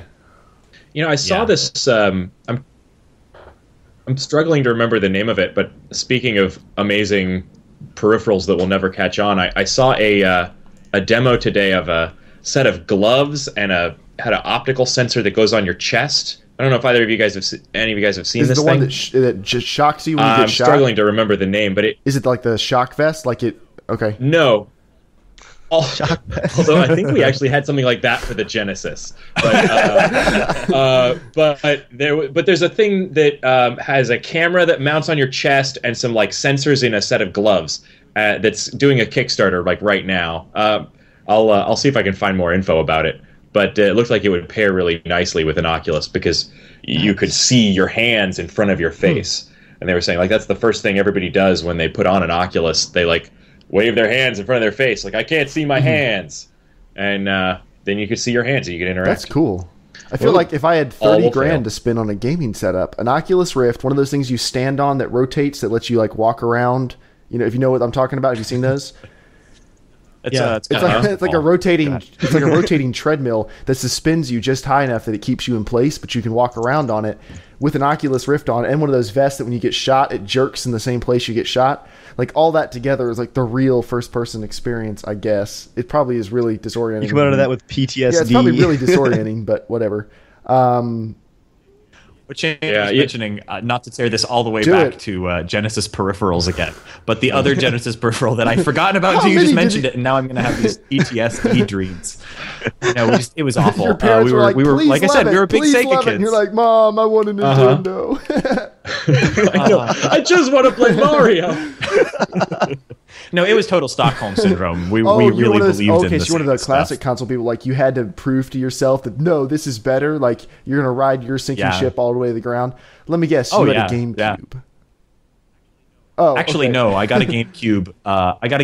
This year. For what, $20? We had a Saturn. Of course you did. And that was a sinking ship.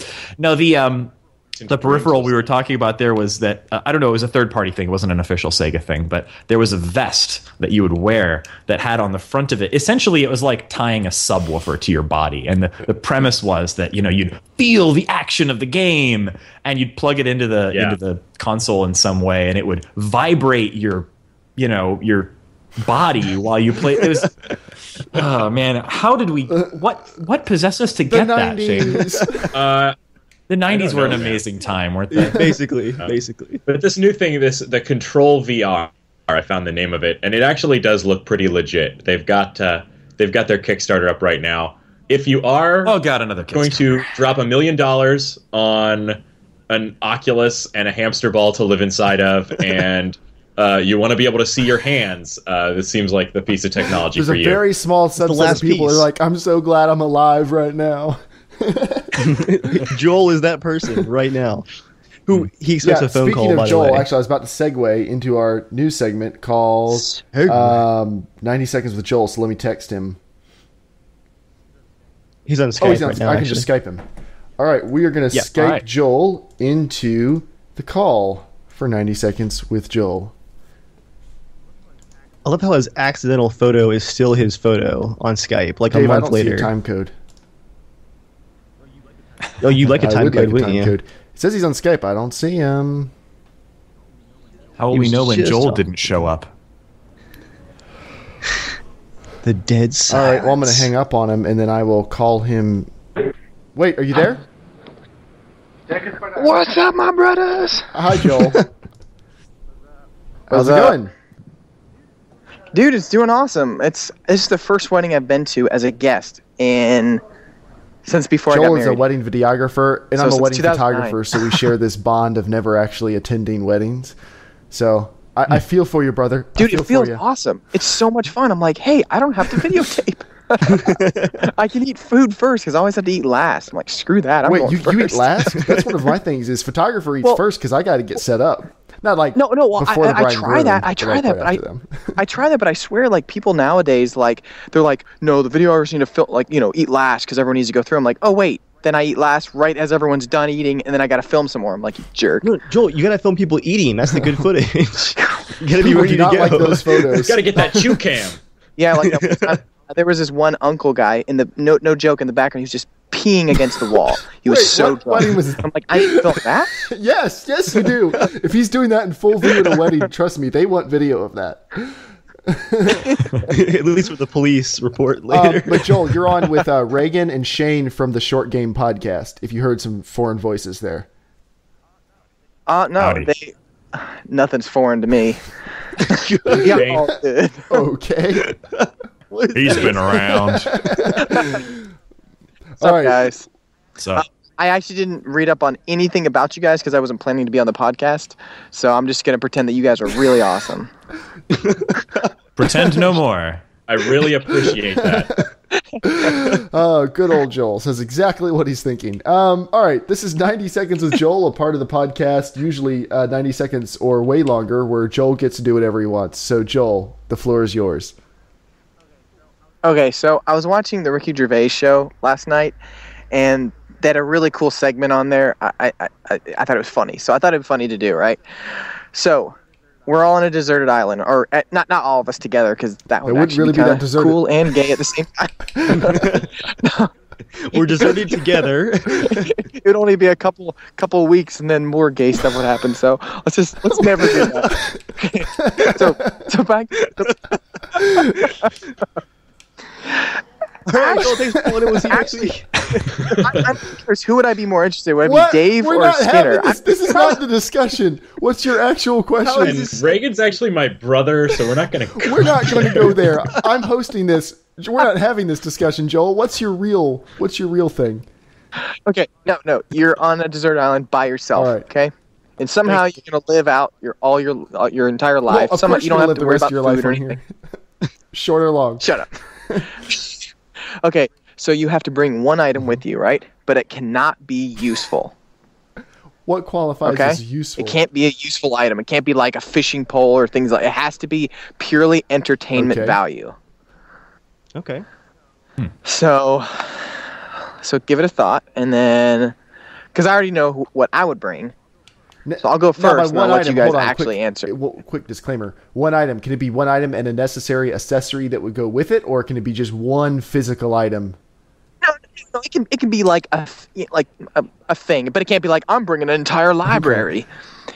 Yeah, I mean, it can be. It doesn't have to be exactly one item. Fear, I had time now. I mean, am I going to have to be able to plug it in? Well, yeah, pretty much. You wouldn't have power, like you would have whatever it is. Can we assume that if it was an electronic device, we could have electricity in this clearly made-up just scenario? say that if you bring a DVD player... This is a video game podcast. We're all going to pick some kind of video game thing, and then we're all going to be stuck with these things that with dead batteries or no plugs. This is going to be a terrible island. I've got this I brought my statuette that came with my Witcher pre-order, and I shake it at all the natives and scream. All right, Joel, what's your thing? Okay, so what I would bring is pure entertainment value would have to be Dave's mom. years of entertainment. I'm really sorry, guys. He's on that podcast. All this prep work was for a mom joke? Really? All that setup? All of that setup? No, I was more interested about hearing what you guys would do, so because mine's always going to be silly. So, Dave, go ahead. What would you bring? Oh, pass. I'm still thinking. Yeah, I'm not sure either. Like, I could go real easy. Anybody I'll bring a baseball, which I can throw in the air for hours on end or bounce against walls. But that's also useful because I can get really good at pitching it and kill animals with it to eat. When I was watching the show last night, I couldn't help. I was laughing, and Joy was like, "Why are you laughing so hard?" Because I couldn't help but think about Picor. Like, he would somehow bring that item, like, and then like the glasses would break or the ball would fall in the water. Like the very first time he like threw it or touched it or looked read at the book, like it would fall, it would rain, and be like, "Oh." We have this friend who has luck that can only be described as the worst of anyone I've ever met. Actually, I have a 10-second story that just explains his luck, Jeremiah. Did you hear how Jason's Monday went? I did not. He works on a personal laptop at work on Monday. Pretend like I don't know, so you can tell everyone else. On Monday, he got to work, turned his personal laptop on, and it sparked and smoked and never turned on again. So in order to work on Monday, he had to take his lunch break, go to Best Buy, and buy an overpriced new personal laptop to then rush back for a meeting at work for. That's Jason's luck right there. That's awful. That's pretty bad. Oh, and he paid for it with a credit card that he had just paid off last month. I have a question about the rules or terms of this whole procedure. The Desert Island Challenge here. Yes. Does the object have to truly exist in the reality in which we actually reside? You ruined my whole plan to bring Jambi, the genie in the mirror from Pee-wee's Playhouse, as played by Phil Hartman. I would bring antimatter and just swallow the whole wretched world. Like, if I can't be happy, no one can be happy. The world implodes. Hey, you're big enough. I would steal and bring my brother's collection of Game Boy Advance games. Because I feel like that would hold up on the desert island for a while. Well, but the whole problem there was that we can't charge things, we're allowing, right? So essentially you're just doing that. You find like a lot of potatoes you can plug it into or something. There's an outlet in the hatch. Infinite energy, so it just goes on forever, but that's the only thing you have. Okay. If there's infinite energy, I'm going to lick energy? Give me your superpowers. You know, I think Skinner would be the best person to be on an island because he could like easily reach up and grab the coconuts. And just like enjoy them like fruit. The joke here, not that it's funny, is that Joel is a tiny person and he likes joking that I'm a couple inches taller than the national average, which to him is an endless source of amusement. That I'm a huge monster. There's a monster. That's pretty funny, Stretch. I think I have my answer. If I'm completely alone, then I'm going to go with a lame answer and do a smart TV with Amazon Prime and Netflix and Hulu. Because there will be a never-ending stream of decent TV shows that I can binge on as I eat my coconuts that Jeremiah's gotten down from the tree. That means you would eventually get to the show as the world turns. And you'd like watch every episode of that crappy show. I think I would start with Survivor Man because I think I could learn a lot from that. Oh, you're very optimistic. You know, about... I mean, you know, when you got to drink your own pee or whatever, you'll have the wherewithal to figure it What out. would kill you first? I can glance over for drinking your own instructions. urine or drinking salt water? That's like the devil's choice right there. Damned if you do, damned if you don't. I would dig for a very long time and try to find some other water. At least after salt water, you're dead, so there's that. You don't have to live with the shame. After urine, first you drank urine, and then you're dead, so... You got to show up at the pearly gates to St. Peter going, dude.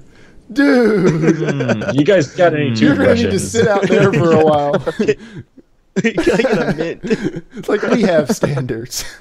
All right. Well, thank you, Joel, for joining us. Are you going to stick with us for the rest of the podcast, or are you bouncing out here? I'm going to go actually hang out and dance.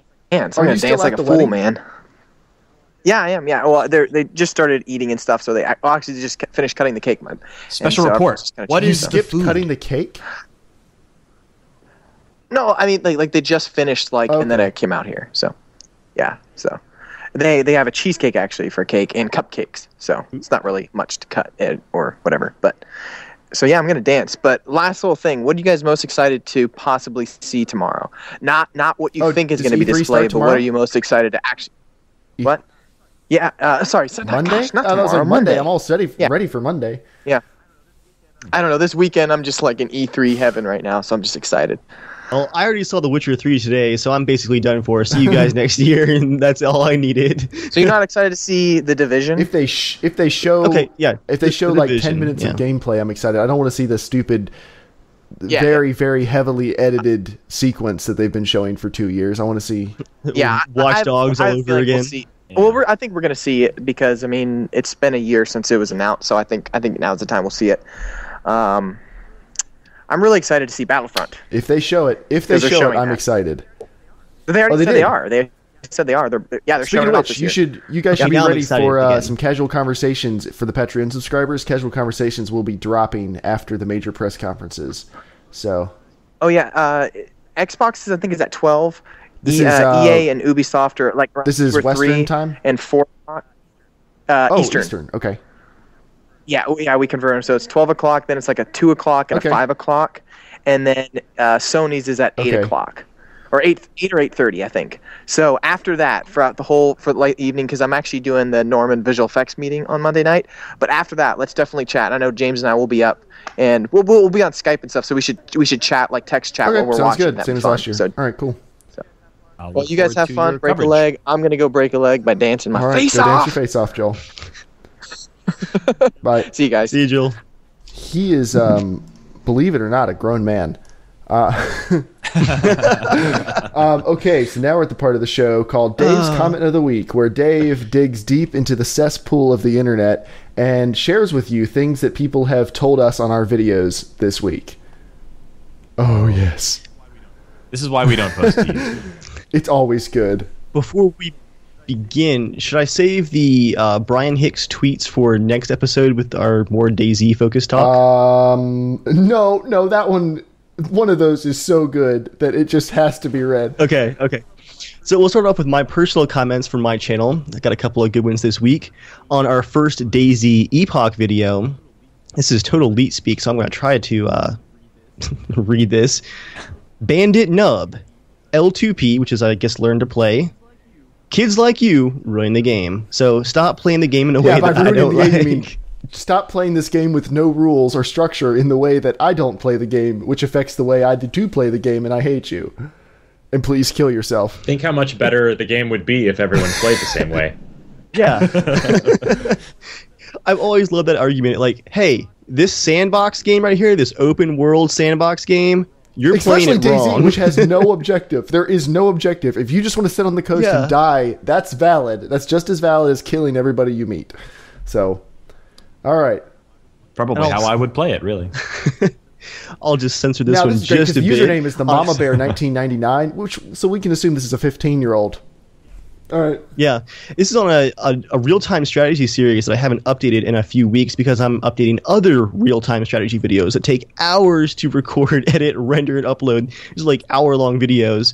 But this is how he intends to get me to upload more often. Dude, stop taking so effing long to edit. Thank you, kind sir. Thanks for the support, fan. Get your shit together. Love, your biggest fan. I'll kill you. Yeah. I'll upload a video. I'll find you. And then we have 15 and already a mama bear. Yeah. Yeah, there's numerous ways you could interpret that comment or that username. All right, what did Parker have to say about Watch Dogs?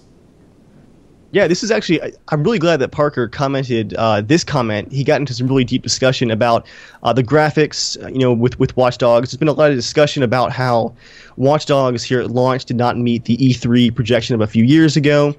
And Parker just provides some great thoughts on the graphics here for Watch Dogs. His comment is, it looks better on console. Thanks, Parker. And now, thanks for the feedback. The side segment. The most inappropriate comment of the week is what, Dave? Are you guys familiar with DayZ, the open world survival game? We play it all the time. We're huge fans. I've seen your channels. No, I'm familiar with it as I'm familiar with it. Gotcha. Okay, that's basically all you need to know. It's still in pre-alpha. It probably won't actually be out till next spring, but right now they're you guys on the Skype. Can you guys hear me okay? I can hear you. It's just Shane. It's okay. We never liked him. Oh, no. Oh, I think he's back. He furrowed his brow. Maybe he heard that.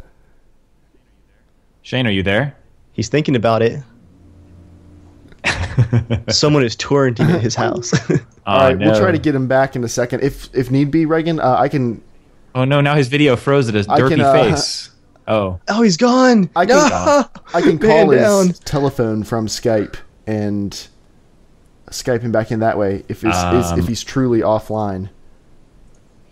Let's see. I'll text him. I can't. Yeah, I can't get him back on this.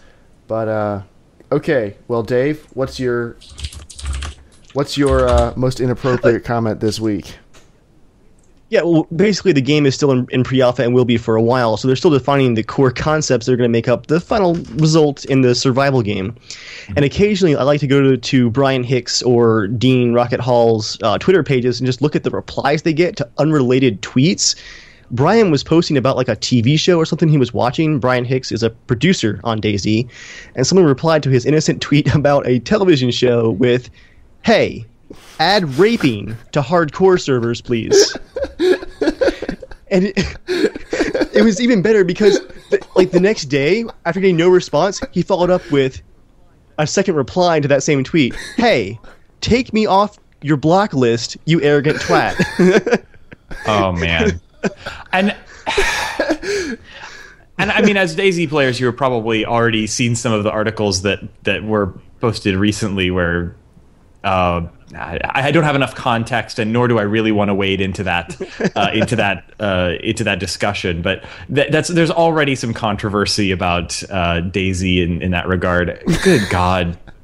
Don't be such a jackass. That's awful. But only on the hardcore servers for the people with the real DayZ. I quit the internet. I quit the internet because of this comment. Goodbye. But it's one of those things where there are some players who have already attempted to perform virtual rapes, you don't need to give them the ability to like have an animation or an action. Like they're already trying. Don't give them ammunition. I'm only laughing because it's so horrible. People are like, terrible. I just don't. Who said I was like, but not on all servers, just hardcore servers for the people who want the real game. Because we're us hardcore gamers, us real core gamers. We want that kind it's like, of thing. I speak for the people, right, guys. Yeah. And then does anybody else love rape? I mean, come on. The fact that it was a reply to a completely unrelated tweet, and then he got indignant that he got blocked over it. Just everything about that was just horribly fantastic. Do you think we'll be able to get Shane back for the very ending, or are we going to have to go without him? Here, let me see what I can do. Can you try calling me again now? I'll try to add him to the group call.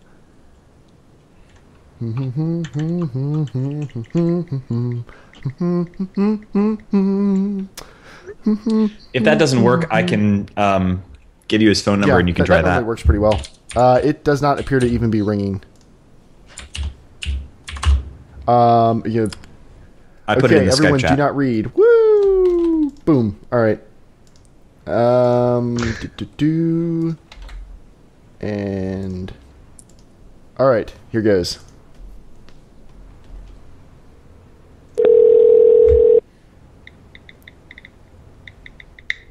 I feel like we're like a prize show here or something. Do you know what you've won? This is good radio right here. Well, I'm texting with him. Yes. Hi, Internet. Anybody know a good joke? Hello, Hi. Shane. How's Hey, it going? Shane. I think it's going okay. I'm taking this on the phone. If that's It how is you how I meant to call you because I called you a Yes. couple times on Skype and it wasn't Okay. going through. So we're circumventing. Yeah, I'm suddenly having all kinds of issues over here. I don't know We're what's going on. Tell Julia to turn off the Netflix. Yeah, I'm telling her she's binging on Breaking Bad in the other room, and I think it just That's- hit me in. That's the problem in my acceptable. household. I call it the Grey's Anatomy bandwidth drop. Okay, yes. Oh, boy. What? Oh, What is your with wife that? too? She's rewatching all the seasons. It's always behind me. No, wait, hold on. Wait, Jeremiah, pause. No, it's happening right Your now. wife too. Just through that You door. watching I can Grey's hear it. Anatomy? Don't give me that look. Everyone here, all their wives apparently watch this show. I was watching 24. Oh, she was watching 24. She's very indignant. Okay, I well, love that's better. you. He's making all this up and talking to a poster on his wall. No, Dave's met her. She's real. Okay, but as we wind the show down, Shane, we wanted to call you back just so you could be a part of the ending. If people want to come find out about the short game, where can they follow you guys? You guys have a Twitter. Yes. So first off, probably the easiest way to find everything would just be to come to our website, lovingly crafted at theshortgame.net. So you can type those characters into the address bar of your web browser. You can also Google us, but the problem is that there is a prominent documentary on Netflix about children playing golf that is called The Short Game. So you'll find that, and if you scroll down a bit, I promise you'll find us. You can also follow us on Twitter, where we try to be as active as possible. We are at _shortgame. And my personal Twitter, where I also tweet about games I'm playing and what's going on with the show, is Reagan K. I spell that funny. I'm RayGanK. Shane? Yes, you can find me on Twitter as well. I'm at 8BitShane. 8BitShane. Yep. Well, All thank right. you guys. Now, how do we find you guys on our 32-bit cable box what time do we Can have stream to you have guys it through on that? to You have to leave your Twitter box connected to your cable at 4:58 p.m. on a Thursday, and you should receive our download. That will overwrite the last one, though, right? Yeah. And if you don't get it, call your cable provider. Only $69.99 a month. That's a steal. Thank you guys for joining us. Thank you very much. You're awesome. Thank you so much for having us. Yeah, This you guys was are a a lot fun of fun, show. and I hope your podcast goes very well. Yeah. And we shall have to have you back on at some point in the future. We'll wait till you get right. fabulously That'd be awesome. famous, and then we'll have you back on so we can just pimp it out. Exactly. Ride that train. We love them coattails. But thank you guys for coming out. You can follow us. You can write into casualshenanigans@gmail.com to be a part of the show. You can also tweet at casualshenaniga because we hit the character limit on the Twitter name after we picked the name. Yeah, we did too. We were going to go for the short Way game too long. podcast. Oh, Podca. Yeah. The Boston one. The That's short us. game podcast. The short game was taken once again by something related to golf. But yeah, and then you can follow us on YouTube, Evil Viking 13, Germ Gaming, or on Twitter, Evil Viking and Germ Gaming. So thank you guys very much for coming out. You can also you can listen to Casual Shenanigans Gaming on Stitcher Radio. So if you are a Stitcher fan, we are on Stitcher. So I don't personally use Stitcher. We have to figure that Stitcher You just thing go out at some submit point, an Shane. RSS feed to them and fill out like 3 questions, and then they send you an email that says congratulations, and you have to Nice. promise to mention it at some point on the show. So there it is. There you go, Stitcher. But thank you guys very much for coming out. Thank you everyone who joined us live in chat. And next week we'll have a very special post E3 wrap-up show. So thank you everyone for coming out. And as always, what do we do, Dave? We slap No. a seal. We stay casual.